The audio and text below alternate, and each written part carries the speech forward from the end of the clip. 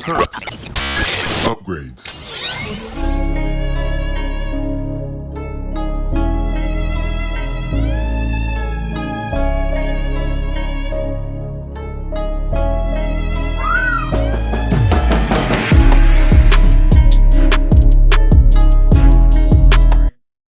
I'm doing fine. How are you? I'm doing great. It is an honor to talk with you about this insane ride of Sisu. So I'm gonna just preface it like this. One of my co-leads, Lucas, he saw it at TIFF, and he was like, "This is my favorite experience at the theaters at TIFF, and this is one of his favorite films of 2022." So I recently got to see it, and I was like, "It's got so much grit. It's got so much action." But it's so grounded at the same exact time. So I really appreciate the dedication you had to this film. Well, thank you. Yeah, no problem. But yeah, let's go ahead and get into it. So when sculpting the old man's backstory, how fun was it? Basically creating a legend in and of itself, and also working with the amazing Jorma and his excellent performance with this. Was when he was, kind of pitched this, and also like the physicality side of this, how much stunt work did he do, and how was it? How willing was he to dive into this character that you're sculpting? Well, of course, he was a bit amazed when he read the script that he knew that this isn't going to be easy, and it's definitely going to be hard. And he was thinking that is he like physically fit for basically doing it? But he took it as a challenge, and he really dived into it.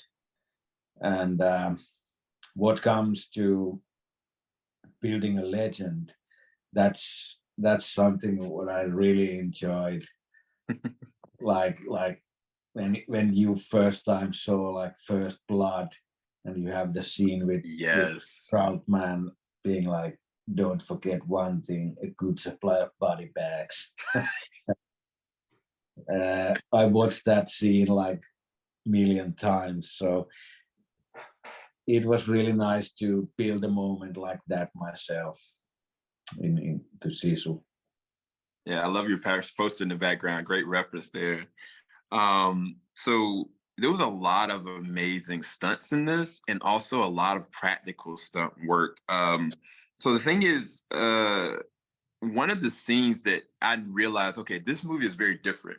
I think it was when, our main character is cornered at the water. They got guns on him, and he sets himself on fire, and then proceeds to, go into the water and dismantle them from the water. I've never seen anything like that. Can you kind of walk me through, one, the setting on fire, but then two, like practically how hard that was to actually pull that scene off? We were shooting that shot for many times. I think it was something like 7 times that the stuntman had to set himself on fire. And but the biggest difficulty was, of course, to have the idea of that sequence, and that's one of what I'm the most proud of how to survive underwater. I was laughing my ass off when I had that idea. I don't want to spoil it here, but that was fun. And yeah, basically the having the ideas that no one has seen before, that was the difficult part. Yeah, I can tell that. I was kind of like, at that point, I was like, okay, this is old man Baba Yaga right here. I was like, I don't know what they're not ready for what's coming. But I am curious though, because a lot of great directors, they got a storyboard, a lot of their action sequences. But I was curious from you, like trying to develop this, did you storyboard a good majority of your action moments, or the whole entire film? Because there are certain shots that seem so intentional, like the shot when he first finds gold, or the shot when he first realizes what's really happening, he has to turn it back in. Like there's specific shots. It feels like, okay, this feels like this is a painting that he's kind of like worked out. But I was curious, did you storyboard a lot of that, or was it kind of just on the fly how you wanted it to go from paper to film? Well, I actually, when I made the first like treatment of the film, I draw a lot of pictures into the document to like like old time books where you have this black and whites like so there was a lot of planning to do, and I always storyboard all the action scenes with where I know that we have to use SFX or VFX or both, because mainly you just have to do it because it's so much easier to plan it when you actually see the shots. Okay, we need to do something like that. How are we gonna pull that off? And to start a dialogue with the guys who are actually doing it. So it has to be done, I think. Yeah, it just feels so intentional and specific from your narrative. The other thing I was going to bring up is like, man, there's a lot of set locations that you had to go and shoot at. Like, I mean, I know we're still within a pandemic technically, but how hard was that? A lot of those specific sets that you kind of had to go to and locations you had to go to, like, what was the undertaking like that from a timetable standpoint? Also, practically trying to get everybody to be where you wanted them to be for each shot. We shot the film in Nuorgam, which is the northest place in Finland. You can't get further in Finland to the north where the place is. It actually is in the border of Norway there, and the difficult thing was to have everybody there, and all, of course, the tank and the trucks and the motorcycles and stuff like that, and the movie equipment itself. But when we actually were at Nuorgam, all the places what we can see in the film, they're pretty close to each other. So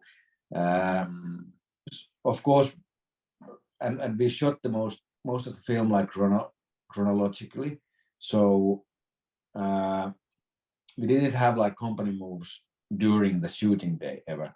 We always did like, okay, we're gonna shoot like 4 days here, and then we're gonna move, so somebody can stop earlier and start to move the shit to another place, and they will be there in the morning. And so that wasn't as big as a challenge.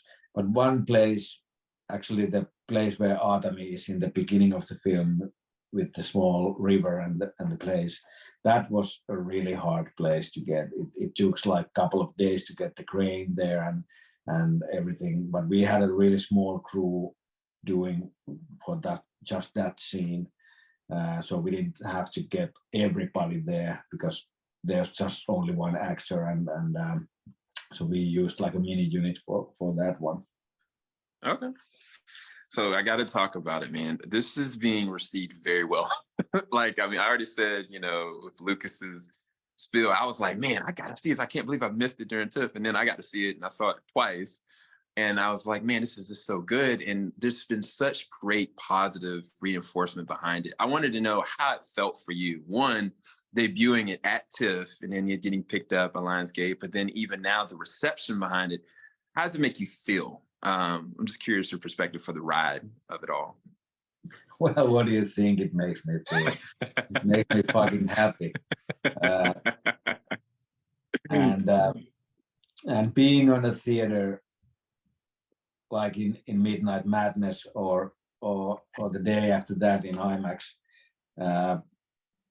it was so fucking great to be there and see the mayhem around you. It was almost like a rock concert or something.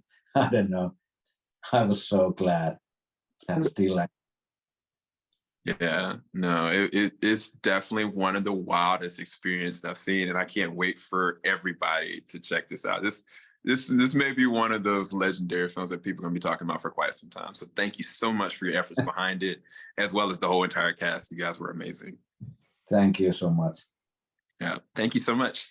Appreciate it. Filing out the top of the I can see the skyline, 50 mile radius on my timeline. Ain't nothing on my mind. Oh no.